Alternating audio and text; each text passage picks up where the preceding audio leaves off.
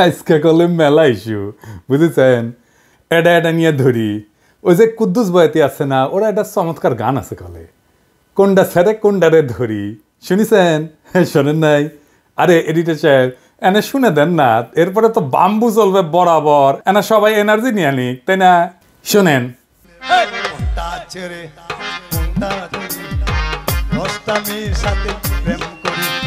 এইটাও ভালো এইটাও ভালো এইটাও ভালো এইটাও ভালো কারে তুই কারে ও হন্দিয়া করি কোনটা ছেড়ে কোনটা ধরি গানটা ক্যাঙ্কা ভালো না এনার্জি আসিছে না হ্যাঁ কুদ্দুস বয়াতি কলে আমার খুব প্রিয় শিল্পী বুঝছাও এবার আসেন প্রথম ইস্যু আমি গতকাল কইছিলাম না যে আগাম নির্বাচনের ইন্ডিয়ার ইস্যু বিনা সিকরি কি বলেছিল দেখান তো এডিটর সাহেব আবার দেখান The political parties of Bangladesh are saying this to Mohammed Yunus. Elections first. The reforms are to be done only by an elected government. This is business. ঠিক তার পরদিন বলল ভারতীয় সেনা প্রধান যে 5 তারিখ নাকি সারাক্ষণ সে ওয়াকার সাহেবের টাচে ছিল হ্যাঁ ওর মুখেই শোনেন নিজের মুখেই শুনেন এই যে এডিটর সাহেব শুনে দেন I am in touch with the chief of Bangladesh during the time of when this changeover took place. I was in constant touch with him. And even thereafter, in November 24, we had a video conference also. As far as the military cooperation is concerned, is again going up in the same way. Our officers have moved there for the NDC also. When we talk about the relationship we should talk about when there is an elected government. So as of now, the relationship is with the military is well and perfect.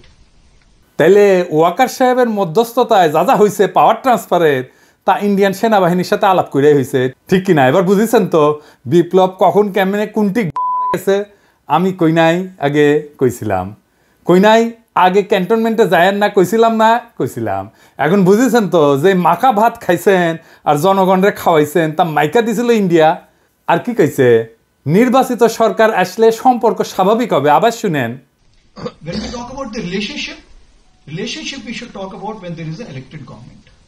তার মানে বিএনপির সাথে settlement হয়ে গেছে BNP ক্ষমতাতে আসলে তার আর disturb দেবে না তার আগে যত পারা যায় ডিস্টার্ব দেবে ঠিক কিনা বলেন এবার আসেন দ্বিতীয় ইস্যু বিশিষ্ট বাম মোশাহিদা সুলতানা হাঙ্কেরে প্রথম আলো ওটা একটা জুলাই বিপ্লব নিয়ে কলাম লিখেছে সেটি লিখেছে আনু মোহাম্মদ নাকি এক দফার ঘোষণা দিছিল আর তারপরেই নাকি হাসিনা পলাইছিল বুঝাও লিখেছে প্রেস ক্লাবে হাসিনার পদত্যাগের এক দফা দাবি ঘোষণা করেন অধ্যাপক আনু মোহাম্মদ ঘোষণার পরপর একটি মিছিল প্রেস ক্লাব থেকে যাত্রা করে শহীদ মিনার অভিমুখে বিগত দিনগুলোর কারফিউর থমথমে পরিবেশকে পেছনে ফেলে এই মিছিলে অংশ নেয় দলমত শ্রেণী পেশা বয়স নির্বিশেষে সব ধরনের মানুষ হাসিনার পদত্যাগের দাবিতে ঐক্যমত এবং জনসমর্থন সেদিনই দৃশ্যমান হয় জনসমক্ষে ওরে বাবা হ্যাঁ আপনারা জানেন এক দফা ঘোষণা করে ছাত্ররা 3রা আগস্ট শহীদ মিনার থেকে এই যে না এইটা সাহেব গুগলে এক দফার ঘোষণা লিখে সার্চ দেন তো কি আসে দেখেছেন আনু মোহাম্মদের নাম আছে দ্রোহযাত্রার প্রধান দাবি কি ছিল দ্রোহযাত্রা দিয়ে একটা সার্চ দেন না এইটা সাহেব 24 ঘন্টার মধ্যে সবার মুক্তি দেখেছেন হ্যাঁ সরকারের পদত্যাগ চাইছিল কিন্তু সেটা এক দফা ছিল না মেলা দফা ছিল তার সাথে এভাবে ইতিহাস পাল্টায় যায় বুঝছাও এভাবেই প্রথম আলো তার পক্ষের বয়ান তৈরি করে বামেদের লেগে মানে রক্ত দিল সবাই আর নেতৃত্ব হয়েছে বামের এবার আসেন চট্টগ্রামের ওসি নিজামরে ধোলাই দেওয়ার ঘটনা বিএনপির প্রতিক্রিয়া নিয়ে একটা কথা কয়ে নিই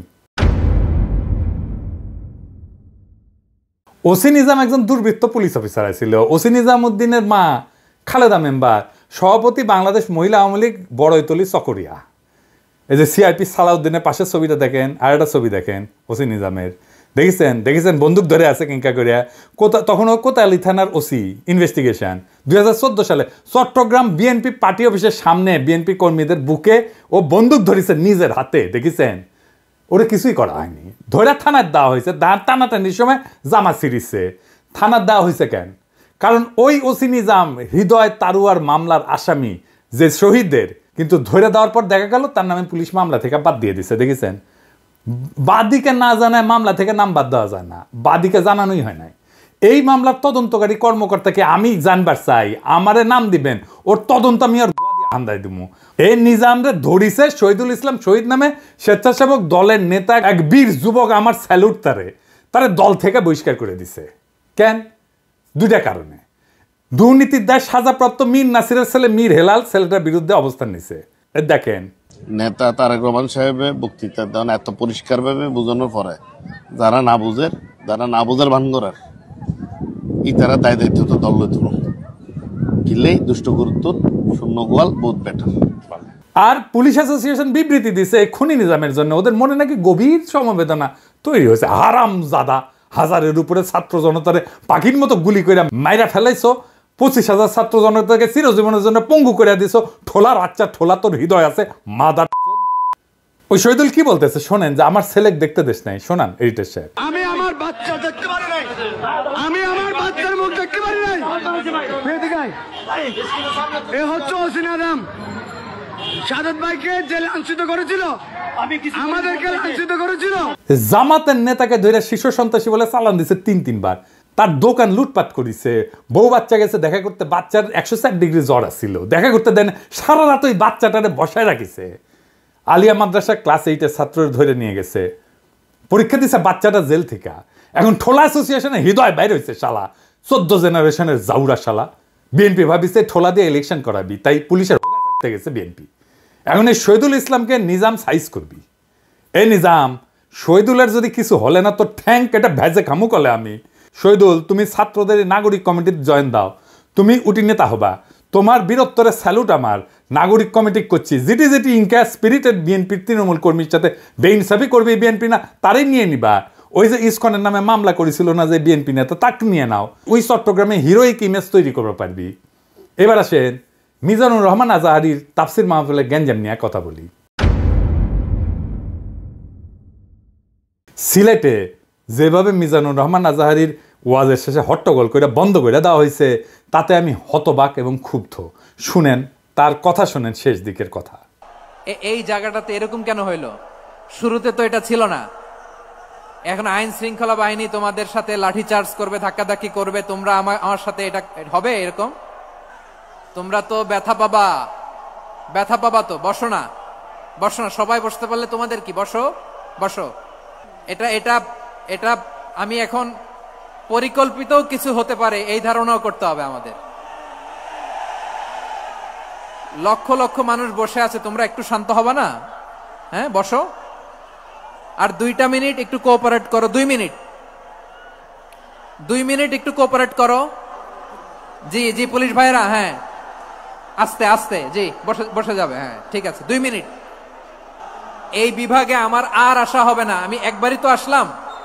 সো যা বলার তো আমি এখনই বলতে হবে, এমন না যে আমি আবার সুনামগঞ্জে আসবো, হবিগঞ্জে আসবো। খুবই গুরুত্বপূর্ণ কয়েকটা কথা আমি রাখবো তোমাদের সামনে। বসো, শেষ করে দিব। এই তো আর 10 মিনিট সময় আছে আমার হাতে। বসো। মাশাআল্লাহ, এই ঠিক আছে। আমি কলে এখানে এক বিশাল ষড়যন্ত্রের গন্ধ পাইতেছি। ঘটনা ছোট, রাজনৈতিক গুরুত্ব অপরিসীম।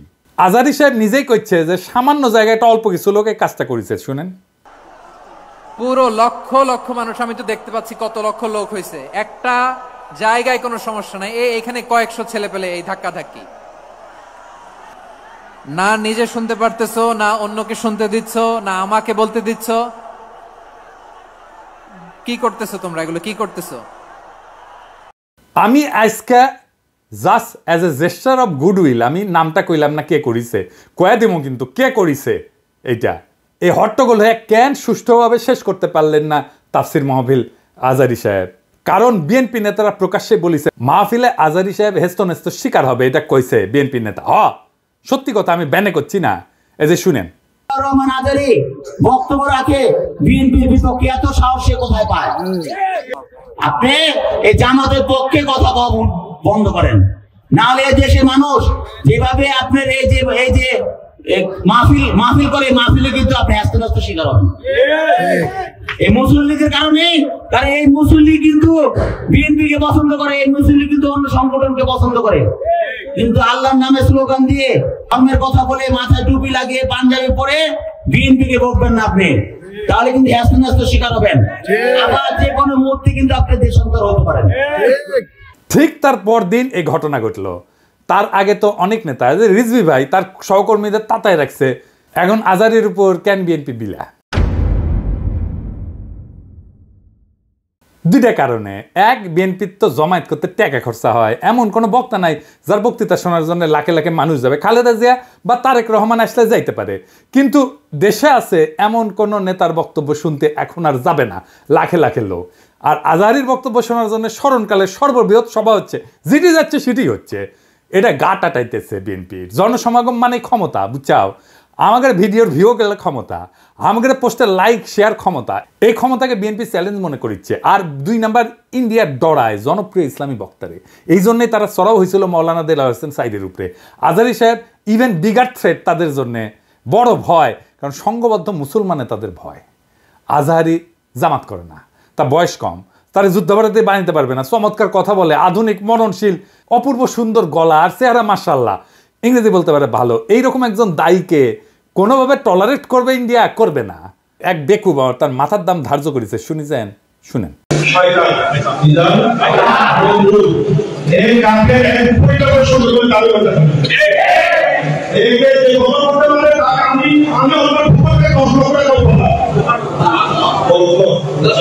দেখেছেন তার জানের উপরে উঠে গেছে। পুলিশকে করছে ওই হারামজাদার এখন ধরে প্যাকেট করেন, ওই যে কইছে 10 লাখ টাকা দিবে, ও প্যাকেট করেন। বিএনপি নেতারাও খুব অপমানজনক ভাবে কথা কইছে যে আজহারী হুজুরের পিছে লাগিছে। দেখেন দুদু ভাই কয় আজহার নাকি মাজার কি যেন আছে, দেখেন শুনেন। ওই যে কে যেন আজহার নাকি মাজার একজন আছে। দুদু ভাই, আপনারা যে বিএনপির দুদু বলে এটা জানেন? হ্যাঁ, দুদু দুদু, বুকের দুদু, বুকের দুদু নাম বিকৃত করেন কে? বেদবি কুটি থেকে শিখেছেন। আপনার কর্মী আপনার কথা না শুনে আজহারী হুজুরের কথা শুনবি? এটা জানেন না তো? কর্মীর সাথে তো যোগাযোগ নাই, জিজ্ঞেস করে দেখেন। আজহারী হুজুরের নাম শুনলে কয়বার সালাম দেয় শুনেন, আর আপনার পিছে যে কি কয় শুনেন।